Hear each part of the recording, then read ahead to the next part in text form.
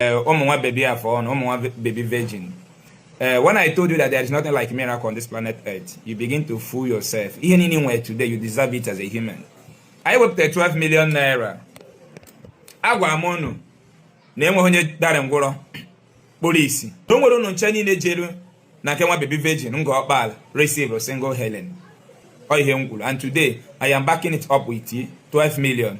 Now, ginwa ga-akpọta onye polisi ma onye ngwụrọ ma onye ogbi ụlọ okwu na ngo okpala ma onye na-achọ nwa onye nwe brain tumor. Ginwa ya akpọta onye agbajiri ọkpa akpọjere die oje senata ihe anemi ana. Ginwa with the check of 2 million naira. If on the father, if on the pastor, if on the bishop, if on the catechist, if on the reverend sister, if we hear na name religion, on the dibia, and they say na hana wago, hearing up ndoshi from A to in, but see the reality get hit. I mean, we be honsobu. Honsobu when I find them mad in a wiki, Jabajero no kabajere bed be acquired megi. But so ye megi. Rabashi kapalaba. But see that problem get hit. The man who hit TB Joshua, Egbi and no blow. Oh, hit each one dick and ebony no go Jesus or one. Kidney failure hit, but Patiobas. Church here is 7 million. I gave Jimmy a kidney failure there. Patiobas and lie. Mwaki Amala. Na as of na bia na ke virgin last year, and then one knows of the kaja. And that's of adoration and ke Elijah and ke cook the kaja. Onya na sig no the goroganama, no the goroganama, asi. Iye na ebu mmadụ nwete go gbuogi. Si ebu ni ha the goroganama no one in ego. Now it just solve a problem. Now, oto no to kolego na antia na pa virgin. One virgin na go blessed. Onwe ego. Enwe ezi e kori akita. Ihe ono chori ji ego make it oge emi a. Mana age nwe nolu. Yes, this is 12 million naira giveaway. To umuna indi Igbo. Omo baby afọ, omo baby virgin.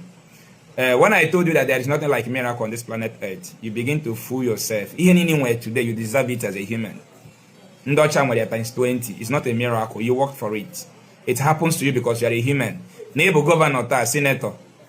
Because of you are a human, how mother gabia, obra no man. You know, so you're on the process. That is why you become the governor. Now, I worked 12 million naira. Agwa amonu. Na-enwe onye dara ngwụrọ polisi.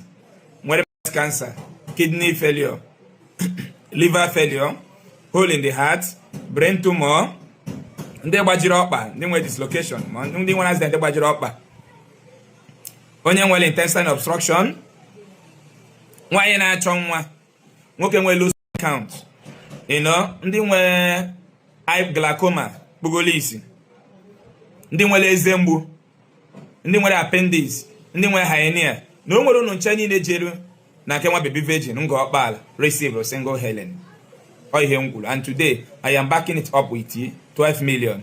Now, ginwa ga-akpọta onye polisi ma onye ngwụrụ ma onye ogbi ụlọ okwu na ngo ọkpala ma onye na-achọ nwa mụrụ nwa die ma onye nwere eze mgbu jesebe eze mgbu ana ma onye nwe hernia, appendix, hole in the heart ma onye nwe kidney failure ma liver failure onye nwe brain tumor. Ginwa ya akpọta onye agbajiri ọkpa akpọjere die oje senata ihe anemi ana. Ginwa with the check of what?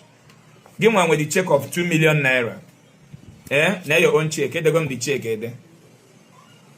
In with the check of 2 million naira. If there, Ginwa get provide onye nwere ụdị nsogbu, onye nwere low account. Jesire ekpere ahụ nata. Low span ana. Jesire ekpere nata eze mgbu ana ma ọ ebe gbajiri ọkpa dị mma ma ngwụla agaba ije ma nwanne gị ma ọmị gị ma di gị ma nwunye gị nwere kidney failure ma cancer.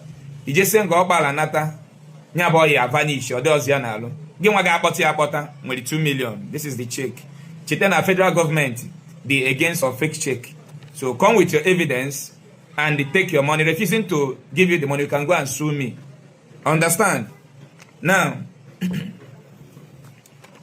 then again nwa bụkwa onye polisi ma onye dala ogbi ma onye nwere pine ma ọ gị nwa nwere leukemia, gị nwa nwere cancer, gị nwa aka agbaji ma ọ nwere sugar, gị nwa nwere sugar diagnosis gị ọ bụrụ diabetic patient ka ewu ma kidney failure ma liver failure ma brain tumor ma onye ogbu ya anaghị ekwu okwu ma onye ekpenta iwe jese nga ọkpala wee nata ọ bụ na ọ ya aha nago no vanish go gị n'alụ iweta evidence gosi na ịdị ekwuba okwu na n'ikwu ego okwu na ịda afụba ụzọ na ịfụ aga ụzọ na ịdabụrụ ngwụlọ na ịda eje ije and ijewe gị ije n'inwebe breast cancer eweta ya fụma mgbe na-agba gị chemo gaa through your file ịghọtago gaa through the oncologist treat gịnụ wee fụna inwebe cancer jesie nga ọkpala nata cancer na ọ na inwere common hernia ana m ejefa hernia ma appendix ma eze mgbu eze na-egbu gị mgbu ijesi ekpere ahụ nata eze mgbu ana na-echeke 10 million for you. Ekwefere ya 10 million naira. This is my check. This is my company check. Efere ya this 10 million naira is for you. That is 12 million naira. Then this challenge now oya last for 1 month. Understand for 1 month from now till 1 month. Today is 28th of August.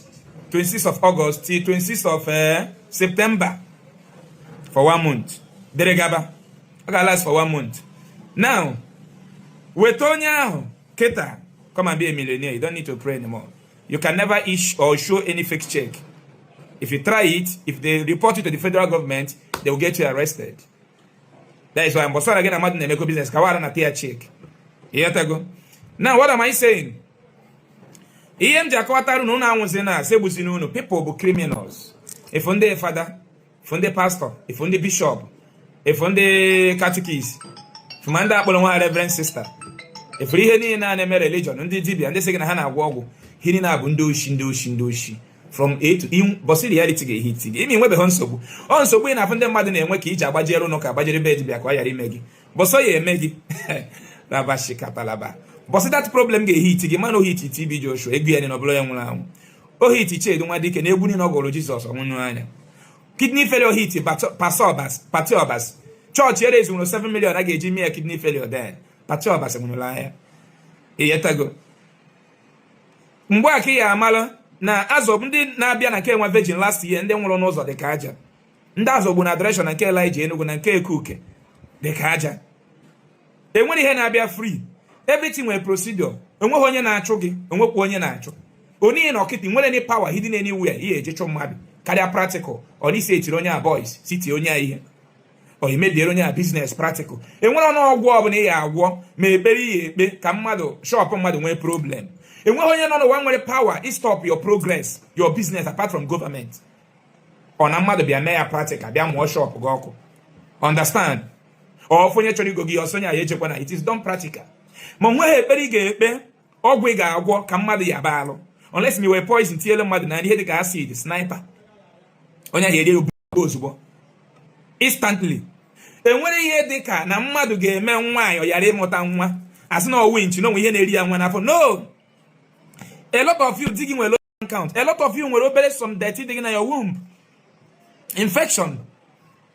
A lot of you, your womb might not form very well. Understand?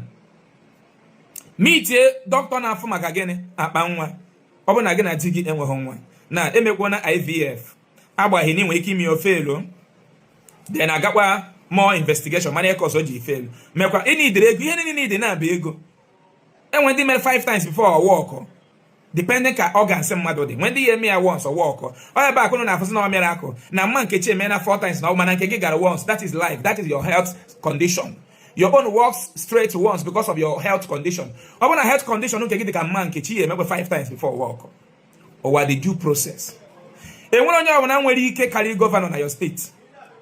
And when you can Nigeria carry Tinubu. And when I'm more anywhere, it stop anybody. More say it regards that more. Mother than not get more organs develop a problem before you die.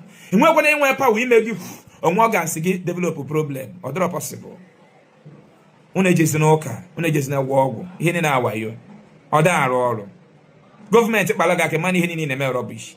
America chọọ igbu ihe niile nọ na Nigeria ta ga-egbu anyị ncha ma president ma onye ọbụla. Nwe onye ga-survive. Security agencies na ihe na-ekwu ya. Ha ga na Venezuela bụrụ president bụrụ nwunye ya. America chọọ igbu ihe niile nọ na Nigeria, a ga-egbu ma gị ma ọgwụ gị, ma juju, ma Jesus o. Nigeria bro desert heweria. That is why Haji Egwage. Nobody cho ire your resources to the world market. Ni ge use their currency. Mecho. ma gị ma God gị ma juju gị cannot stop it. N'otu anyị nwere mmanụ kịta na mba ụwa bịa igo anyị mmanụ anyị asị mba na anyị ma yuzi dọla nọọsụ igori anọ naira maka Chineke Amerịka ga-abịa bọmbụ here. Fada ayogo biko Venezuela jụ na famanle mmanụ fa with foreign currency hold mmanụ fa na-eyuzi ya so na befa Amerịka na-edo ha dogide na je bụrụ the president with nwunye aje kpọchie na US a whole number one citizen of the country. Mgbe emume Gaddafi chọrọ unite Africa ka Africa nwee one passport and one currency which ma na-eme ya Africa ga-adị mma because enwezi mgbe Africa niile ga-aja ọzọ ya sịrịza alụ ka anyị daa ụbịam. Africa nwee one currency one passport Africa will grow. America wee sị ka ndị amala ife ka ha nwee ike use their resources rapụ ekpere ha ya na-ekpe mewe fast 100 days na ha ekweghọ ha bịa gbuo emume Gaddafi. Na Libya yasago jee jụọ ese mgbe emume Gaddafi na-achị Libya bụ ịnụọ nwaanyị na Libya gọọmenti ga-enye gị go worth 5 million naira nye gị ụlọ. Jee jụọ ese ibere Libya citizen nụọ nwaanyị mgbe emume Gaddafi bụ the president gọọmenti ga-enye gị go worth 4 million ma nyekwe gị ụlọ na Libya. Emume Gaddafi na-ewere gị omee moto import o were ego gọọmenti omee moto import from Europe wee na-ebu ezi citizen on credit ha na-ebi the same life Europe na-ebi. Mgbe emume Gaddafi nọ ndụ enweghị onye Libya na-eje ficha na Europe ma na America mana today they are cleaners now all over the world. Ọ bụrụ ihe America na-eme because they don't want you to grow. Ịma na this world is conquer and rule. Religion bụ conquer and rule.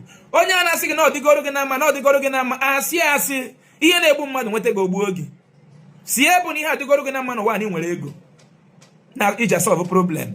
Now otu unu tụkọrọ ego na ntinye na akpa nwa virgin adịgo blessed onwe gị ego enwezi ekọrọ ya kịta ihe ọ chọrọ iji ego megịta ọ ga-eme ya mana gị nwere n'ọrụ ị na-eche echiche ụgwọ ụlọ ị graduate na from university ọrụ adịghọ business gị nwere nsogbu isi na mmadụ melụ gị na nwunye gị na-agba mbọ eme n'enyocha ị na-achọ nwa sinsi ọbọdụ ị na-achọ nwa bụ nsogbu na nọmba 1 inweghị ego eji achọ nwa agbara ka achọ nwa ọga ịchọ nwa at least ị ga-edogo 20 million 10 million kpọọ ya asị fọ ịchọ nwa mechi ịchọ nwa then ịchọchazi ya medical gwa gị na enwere ni solution ịmụ nwa anyị chọrọ IVF ije chọọ ebe ya eme nwa adopt wepụta 5 million or 4 million ga due process mee nwa adopt zuo ike. Ọ bụrụ ofu nwa nwoke ma adopt nwa na-erute 18 years or 20 n'ọrịa nwaanyị ọ mụrụ nwa gaba ibubugodo mkpa nke a face other problems understand mana na-ati ego ụjọ n'ime n'ebe onye ọzọ jelo dani ga-eje gafee mana ọ gụma the highest wicked human being on earth ebe na-ekpele onye ọzọ ekpele ọdịda onye anyị na-asị n'ebe o jere dani ya eje gafee ọlọ nne mụrụ ya ọkwa nwunye mmadụ ọkwa di mmadụ ọkwa nwere ụmụaka na-aga n'ụzọ na primary school na-akpị ya dadi ọ na-aga n'ụzọ Enugu Ọnịcha adịghọ mma moto egbuo ya kama ndị ụka ga-apụta nukọrọ anyị protest ka gọọmenti mesie ụzọ ahụ wipe regulate moto ga na-agba na dị ụzọ dishon enwe speed limit monitoring camera otu o si debe ndị ọcha na ịgbakarịa speed dị otu a n'ebe dị otu a kamera ebu oge bifo na-anarụbeghị edewego ologo faịlụ ị ga-akwụ kama ụka ga-elid anyị protest ha na-elid anyị to Mountain Zion ha na-elid anyị n'ekpere na ọdeshi program na ndị ọzọ ga-anwụ na ya ma anwụ iberibe enwe mgbe everybody ga-anwụ once brain gị ka a na-eyuzi yes ndị ọzọ nwee ka dị ndụ si na ekpere ahụ wọkụ mbọsị gị nwa ya anwụkwa ndị ọzọ dị ndụ ya asịkwa na ekpere ha wọkụgo. Ndị Igbo ji si na ofu mkpụrụ aka rụta mmanụ zuo ọla onye ya na nwanne ya ọkọ ka ọ gị gakpụrụ mmadụ ibe gị ka ọ kọọ gị ọ mụ na gị ga-emezi be anyị enwere God na-ahepụ gị n'iwe onwere God nyegoro gị aka ka ma ede ndị nyere God nye nugoro gị aka n'ụwa bụ your parents your mother number 1 bụrụ gị n'afọ your dad tinyere egg your mom o wee fọm ọbụrụ mmadụ your mother secure gị for 9 months wee fichagide gị ike dojie gị n'ọzọ primary secondary go university onda bụ your number 1 chi nyere gị aka n'ụwa ha chi igbu gị egbuo gị mgbe anyị pere mpe understand onda na bụ chi nyere gị aka ha chi igbu gị egbuo gị now that is the only God. Now gị nwa bụzi God onwe gị and onye ọzọ bụ God gị na-abụ the nearest person beside you. Contact i build connection kedu onye duje gị na contact ya nyewa ga nji gwa gị nearest person beside you. Now you are the God of your life. Gị nwa ji ndụ gị ichi iwe ndụ gị na iwere ndụ gị just were sharp up n'onu gị ebe akpa even Bible na press say ike ebe a na mbụrụ ya nwụrụ anwụ ọkwa eziokwu ichi igbu onwe gị na ije go sniper nwụọ which I never advise you ibụrụ ya nwụrụ anwụ onye anọgụ n'akụkụ na-achọ igbu gị ma gị ma Holy Ghost fire ọchọ igbu gị na owere obejiri okpere ije nga onye anọgụ n'akụkụ na-achọ ịgbagbu gị na bụ na oji egbe kpoo onye polisi ama onye mi anọgụ n'akụkụ na-achọ ije nga ọgbagbuo oge nwere ihe ga-eme anyị esoje prison egbukwe ya nwa by hanging onwe mmadụ So God don't exist now. No wabogenwa and the nearest person beside you. But somebody not the bamoto, not the mother na akoko, no mother na man onya no na akoko chigi. Ibuchi onya. Onya wepte daga na azu sunyege na fin wala. Na but no God do jindo go. Mo God do jindo go, mother jindo go. Oh ya me na kidnapper bulugi God arapoge. Ti mother atu ego bia be elogi. Kidnapper bulugi na God ga agbankite do ege ni mo ha 3 days. 4 days, 1 week, oti mmadụ dị ndụ ndị nọzi gị n'akụkụ ndị ahịa ma ụmụnne gị ahụ nna ha agwa gị na ndị ụka mee ka ị gbaala ọsọ maka ịgbala ụmụnne gị ọsọ ịgbaba n'ime ụlọ ụka ụmụnne gị agbakwala gị ọsọ ha gbaba n'ime ụlọ ụka iweta inye ndị ụka ụmụnne gị weta ha nye ndị ụka unu eburuzie ọnụ ihe unu ga-emezi ire onwe unu onye nwere family na yasa bọsọ na ezinụlọ ga-abịa bụrụ otu bụrụ ofu ka m gwa gị ezogbo ezinụlọ a ga-ebido gawa n'ilu na kidnapper jide gị na God agbafuo ndị ga-atụzi ego ka ebie ndị kidnapper bụ gịnị mmadụ ụmụnne gị mana ihe God kwesịrị ime mgbe kidnapper ji gị ọ pụtasị na onye a bụ nwa m ọmụnwachi ndị ngwa rapụ ya ọ bụrụ tọndọ senda ndị kidnapper boa nwanne nwere na-emere ihe free and baby virgin asunu it is onwe it is well ọbụna o nwere ike kpuchi it is well nataba win moto 100 million ọ bụrụ maka na okpuru it is well o were go that brain watch program ọ gị ma ijeria ma ije ho ị ga-ewin the moto once you apply for it. A man win when the motor about the rifle, or when ha apply to win it. About the mother 100 man apply all, and that's your mother nabi. Who call no mother nabaka again? On one of God, do mereji Wolonya, Wolonya. Yeji Wolonya, maybe their performance, or now the person here will just Tiaka, what mad naba, or decide, let me just take these 2 people. And what God do Maria, only God do Maria, but only a peak, the Afaki. Oh, Andre, dear, when you hear dear Mimi, and when spirits are one way the sense, God do not, but all like that can't number again. Kine Jezila Hanfo. Inwe dressing saloon. Why you mepe dressing saloon? Bere ka ego ban account again. Go and walk oga. Rapunde bere. E wep to come 12 million now. Gin wa dalo ogbi. Gin wa breast cancer. Gin wa liver cirrhosis. Gin wa gbajula okpa. Iwete evidence. Ni jesire bere akita. Nata. Ona. Gin wa ya akpoto nya nwe 2 million. Gin wa meleme 10 million. I gave you 1 month to deliver. To deliver. 1 month to deliver 12 million naira giveaway. Barandoka. Na ndisi na ha na-agwọ ọgwụ ọsọ. Nwere power. Ifuru ọgwụ ha na-asị na ha na-agwọ. Na ihe ndị Igbo ji ekpe ekpere ebe ịbịa n'ọfịs m ifo na-enya nke a bụ nzu natural. N'aka na mma nzu ama ama uli. Ị ga-adị ọcha dịka nzu. Nke a bụ ọjị. Nke a bụ ọjị. Ifuru ya na edo. Ya ka ndị Igbo ji ekpe ekpere.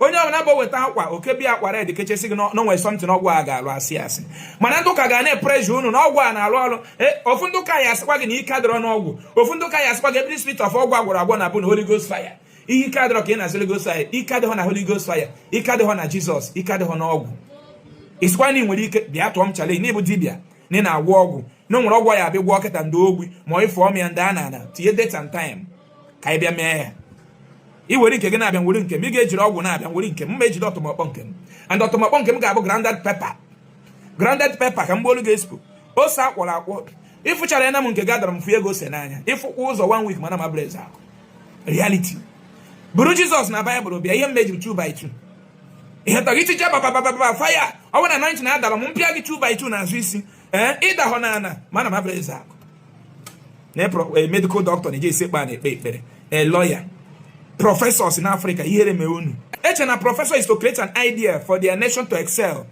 What do you, professors in Africa, what idea have you created so that we can produce something to sell to Chinese and Japan? Not in Nigeria. A professor in Nigeria, a pastor will tell you to raise up your phone to receive miracle and light. A professor will agree to that. 12 million naira giveaway. We are waiting.